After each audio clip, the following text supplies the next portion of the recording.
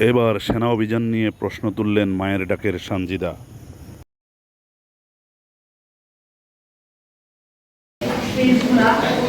সবগুলা নিয়ে আমরা যখন কোনো মামলা বা বিচারিক প্রক্রিয়া যেতে পারি তখন থেকে আমাদের এই আন্দোলন রাজপথে আমরা গত 12 বছর। তো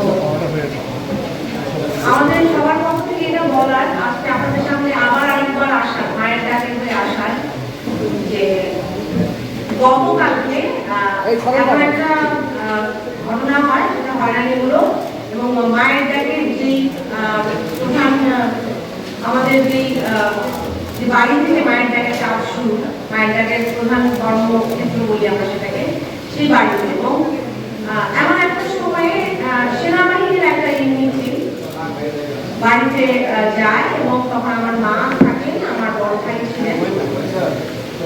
সেই সময়টাতে আমাদের মায়ের ডাকের প্ল্যাটফর্ম থেকে ঘুম অঙ্কনের জন্য যে জাতীয় জাদুঘরের প্রদর্শনী হচ্ছিল, সেখানে একটা আলোচনা সভা ছিল যেখানে রাজনৈতিক নেতারা জয়েন করেছিলেন।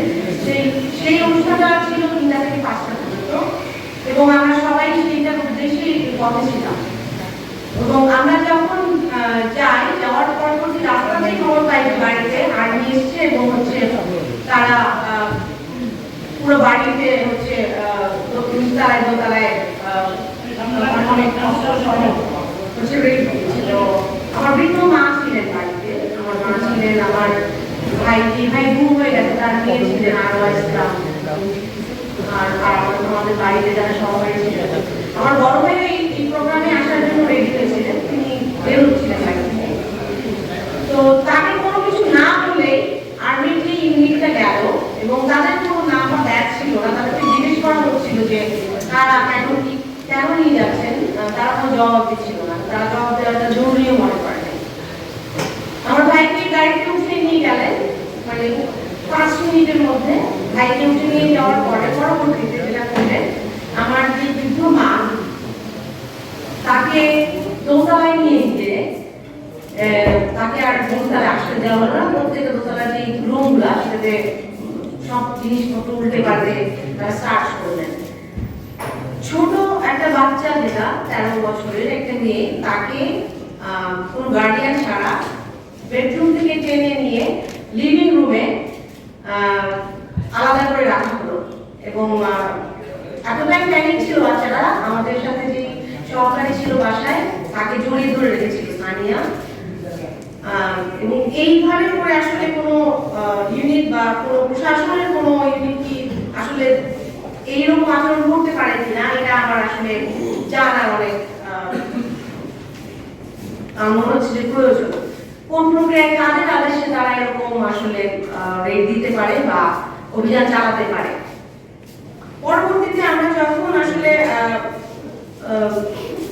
জিজ্ঞাসাবাদ করি, আমরা নিজেদের অফিসের সাথে যোগাযোগ করি, আর্মি হেডকোয়ার্টারের সাথে যোগাযোগ করি, তারা বলছেন যে এটা কোনো ঘটনা যেটা হচ্ছে তারা জানেন না, তারা খুব শীঘ্রই দেখছেন এবং ভাইয়াকে বাসায় নিয়ে আসা হচ্ছে। মানে আমার ভাইকে বাসায় নিয়ে আসা হলো আরো 2.5 ঘন্টা পরে। তার কাছ থেকে যখন জানতে পারলাম যে একটা কাগজের মধ্যে নাম্বার অফ অ্যালিগেশন দিয়ে তার এমন কোনো অপরাধ নাই যেটা সেখানে লেখা নাই, মানে list of number of allegation দিয়ে তাকে বলা হচ্ছে ওখানে সাইন করতে। তাকে ক্যাম্পে নিয়ে গেল, যেটা হচ্ছে দেশগাঁয়ে কৃষি ইনস্টিটিউটের আর্মি ক্যাম্পে। সেখানে তাকে মানসিকভাবে বল প্রয়োগ করে তাকে বলা হলো যে ওখানে সাইন করতে। আমার ভাই ডিনাই করলেন তার এই কোনো অপরাধের সাথে তিনি যুক্ত না। তিনি অনেক দিন যাবত আমাদের যে ইসলামবাগের মসজিদের মাদ্রাসা মুতওয়ালি ওইটারই তদারকি করেন উনি। আমাদের 150 স্টুডেন্ট আছেন যারা তাদেরকে এইটার সাথে উনি যুক্ত আছেন গত 15 বছর যাবত।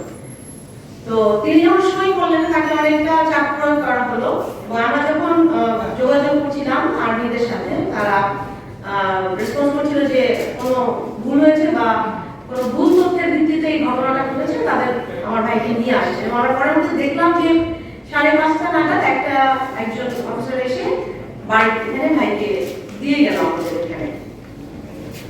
এর মধ্যে যে ঘটনাগুলো ঘটলো আমাদের সাথে, আসলে আমার বাড়িতে আমি ফোন করে ধরতে পারছিলাম না, আমার মেজো বোন ছিলেন, আপনাদের প্রত্যেকটা পরিবারের সাথে, তাদের সবার হাত থেকে ফোন কেড়ে নিয়ে যাওয়া হয়েছিল। এবং আমার বাড়ির ছোট বাচ্চা আর যারা কেয়ারটেকার ছিলেন, বাড়ির কারো হাতে ফোন ছিল না, মানে তাদের ফোনগুলো কেড়ে নেওয়া হয়েছিল, আমরা যোগাযোগ করতে পারছিলাম না তাদের সাথে। তারপর পরবর্তীতে যেটা করলো যে প্রত্যেকে আমাদের পরবর্তী যে বিল্ডিং এ আমি থাকি, সিকিউরিটি জিজ্ঞেস করা হলো আমি কোথায়, আমি সাজিদা ইসলাম তুলি কোথায় এবং পরিবারের আর মানুষজনেরা কোথায়, তাদেরকে ওনারা খুঁজছেন।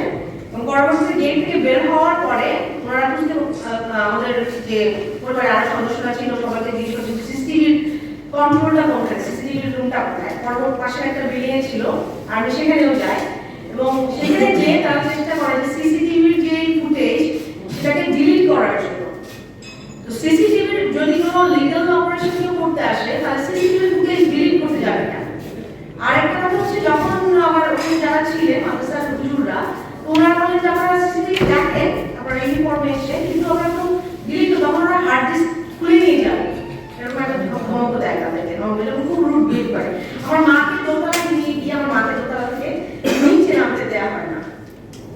এই ঘটনাটা আমি এই জন্য বলছি, আমি বলতে চাই যে আমরা কোনো ওয়ারেন্ট দেখিনি এবং এটা যদি যে কোনো কোর্স হয়, যদি এটা যৌথ বাহিনী ছাড়া পুলিশ ছাড়া বা এছাড়া কি আসলে এরকম কোনো অপারেশন করা যায় কিনা, এই ক্ষমতার আদেশটা আসলে তাদের পক্ষ থেকে এসে, আমাদের ইন্ডিয়ান গভর্নমেন্টের পক্ষ থেকে এসছে নাকি সেনাবাহিনীর পক্ষ থেকে এসছে, এরকম অভিযান কিভাবে চালানো যায় যেখানে ওই এলাকার কোনো পুলিশ ছিল না তাদের সাথে। আরেকটা হচ্ছে বাংলাদেশের আইন শৃঙ্খলা রক্ষাকারী বাহিনী আমার বাড়িতে যে একজন কিশোরী একজন বৃদ্ধ নারীকে কিভাবে বন্দুকের নলের মুখে রুমে আটকে রাখা যায় কিনা এবং নারীদের সাথে কথা বলার জন্য নারী অফিসার আবশ্যক কিনা সেটাও কি লঙ্ঘন হয়েছে কিনা এটা দেখার আছে এখানে। কারণ একজন পুলিশ অফিসার একজন লোক কিভাবে এক ছোট মেয়ে কিশোরীকে হাতে ধরে টেনে লিভিং রুমে নিয়ে যায়, এই অধিকারটা আসলে এইরকম অভিযান চালানোর এখতিয়ার তাদেরকে কে দিল। আরেকটা যেটা আমি বলতে চাই যে ভুক্তভোগী পরিবারগুলোর উপর আসলে চাপ প্রয়োগ করার জন্য আমরা আসলে ঘুম নিয়ে যে কাজগুলো সম্প্রতি চলছে আমাদের গত 3 সপ্তাহ যাবত আমরা জানেন কমিশনে আমরা প্রত্যেকটা কেস নিয়ে যাচ্ছি এবং ঢাকার এবং ঢাকার বাইরের পরিবারগুলোর যে প্রমাণ সহ তাদের ঘটনা বর্ণনা প্রত্যেকটা কেস নিয়ে আমরা কাজ করছি। তো এটা একটা অনেক বড় মনে হচ্ছে যে কৌশল, যেখানে এই কাজগুলোর মধ্যে বাধা দেওয়া হোক, প্রতিহত করা হোক এবং আসলে কেন এই ঝামেলাটা এই সরকারের সময় আমাদেরকে ফেস করতে হচ্ছে আমরা আসলে এখনো জানি না, আমাদের কাছে ক্লিয়ার না। আর আরেকটা যেটা হচ্ছে আপনারা দেখবেন যে একটা প্রেস রিলিজ করেছে তারা আইএসপিআর এর পেজ থেকে আগে, তো আমি সেনাবাহিনীর পেজ থেকে এটা ডিলিট হয়েছে, বাট আইএসপিআর এর যেই প্রধান সে যে বানোয়াট একটা তথ্য ওখানে গতকালকে আপডেট করে, এইটার জন্য তার এগেইনস্টে আমরা ইনভেস্টিগেশন দেখতে চাই আর্মির তরফ থেকে, এবং যেই অফিসাররা যাদের দ্বারা এরকম ঘটনা ঘটে, অভিযান চলে এবং তার পরবর্তীতে বুঝতে পারে যে অভিযানটা ঠিক হয়নি, এইরকম অফিসারদের আসলে পিছনে এদের উদ্দেশ্যটা কি, কারা কারা ছিলেন এই ক্যাম্পের এই অফিসারদেরকে এগেইনস্টে ইনভেস্টিগেশন করে যেন আমরা চাই না এত জনপ্রিয় এক সেনাবাহিনী যেটা তাদেরকে প্রশ্নবিদ্ধ করার জন্য বিতর্কিত করার জন্য যেই মহলটা কাজ করছে, অবশ্যই এরা তাদেরই অংশ। যে অপশক্তি আমরা মনে করি যে হাসিনা প্রেসিডেন্ট থেকে চলে গেছে, সেটার অংশ যদি থেকে যায়, এরাই সেই অংশগুলা আসলে যাদের দ্বারা এইরকম অপারেশন চলছে পুরো সেনাবাহিনীকে বিতর্কিত করার জন্য, পুরো অন্য প্রশাসনের যারা এখানে সংশ্লিষ্ট তাদেরকে বিতর্কিত করার জন্য এই জাতীয় অভিযানের এখতিয়ার আসলে কি ইন্টারিম গভর্নমেন্ট দিচ্ছে কিনা সেনাবাহিনী দিচ্ছে, এটা আমাদের আসলে জানা। এবং আমরা জানতে চাই যে অবিলম্বে জোরপূর্বক তুলে নেওয়ার কাজে যারা জড়িত তাদের বিচারের আওতায় আনতে হবে। এবং আগামী আমাদের পক্ষ থেকে যে আলটিমেটামটা সেটা হচ্ছে ইন্টারিম গভর্নমেন্টের কাছে জানতে চাওয়া যে ভিকটিম ফ্যামিলিগুলো যে 12 বছর সাফার করে এখানে এসেছে, পরবর্তীতে তাদের কাজে এরকম বাধা দেওয়া, ভাইকে তুলে নিয়ে যাওয়া মিথ্যা অভিযোগ দিয়ে, যে কোনো অভিযোগ দিয়ে, যেটা আসলে আমি কোনো পরিবর্তন দেখতে পাচ্ছি না, আগে র্যাব যা করেছে এখনো সেই আর্মির ইউনিফর্মে সেই মানুষগুলো একইভাবে অপারেশন পরিচালনা করলো। তো আমাদের তরফ থেকে আমি আপনাদের কাছে আরো দেখাতে চাই, এমন নাকি তারা জানে না, দুইজন লোক 2 ঘন্টা আগে থেকে আমাদের বাড়ির সামনে তারা হচ্ছে আমাদেরকে মনিটর করছিল। আমরা যখন সিসিটিভি ফুটেজগুলো দেখি তখন দেখতে পাই সিভিল ড্রেসে দুইজন লোক তাদের মনিটর করে বাড়ি থেকে কয়জন যাচ্ছে, কোথায় যাচ্ছে, এবং যখন বাড়িটা খালি তখনই কিন্তু তারা এসেছে। তার পরবর্তীতে দেখেন যে ফুল ফোর্স নিয়ে তারা 3 গাড়ি ফ্যামিলি নিয়ে ঢুকে যায়। এটা তারা কিভাবে করে প্ল্যান ছাড়া, প্ল্যান মাফিক না করলে কিভাবে এভাবে সম্ভব? তারপরে আমার মাকে আমাদের সিকিউরিটিকে গলায় ধরে রাখে, গলায় কলারে ধরে জিজ্ঞেস করা হয় আমরা কোথায়, সাজিদ ইসলাম ওরা কোথায়, বাড়ির মালিকরা কোথায় গেছে। এই সিভিল ড্রেসের মানুষদেরকে নিয়ে যে আর্মি ঢুকেছে, সিভিল ড্রেসের যে ইউনিফর্মের যারা, হ্যাঁ, এদেরকে এখতিয়ার দিয়েছে একটা বাড়ির ভিতরে ঢোকার। আর এরা একটা বাড়ির ভিতরে ঢুকে অন্য কোনো অপকর্ম করবে কিনা এটা কি আমরা জানি? এই জিনিসগুলো আসলে খুব বড় একটা ইনভেস্টিগেশন দরকার আমার মনে হয় সেনাবাহিনীর পক্ষ থেকে। এবং তারা যখন সারা বাড়িতে যে দোতলায়, নিচতলায় প্রত্যেকটা রুমের মধ্যে কি সার্চ করে, আসলে কিসের এগেইনস্ট অ্যালিগেশন। আমার মা বৃদ্ধ, তাকে দোতলা থেকে নামতে বাধা দেওয়া হচ্ছে, যেন তিনি ওই উপরতলায় থাকে, তাকে নিচে আসতে দেওয়া হচ্ছে না। এই সিভিল ড্রেসের যে মানুষ আমার ভাইকে তুলে নেওয়ার আগে সিগন্যাল দিচ্ছে, এই মানুষগুলো নিয়ে ওনারা আসলে কি মনিটর করছিলেন, কি দেখছিলেন।